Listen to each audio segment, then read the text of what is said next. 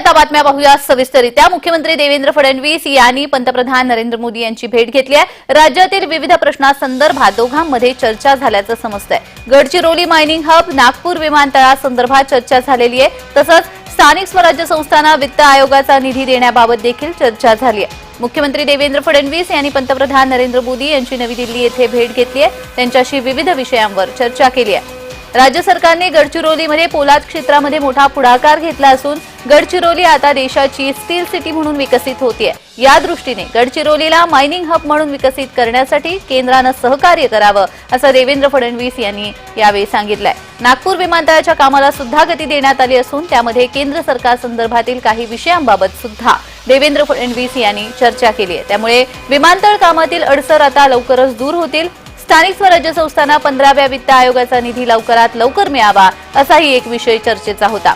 या सर्व बाबतीत सकारात्मक प्रतिसाद पंतप्रधान नरेंद्र मोदींनी दिलाय।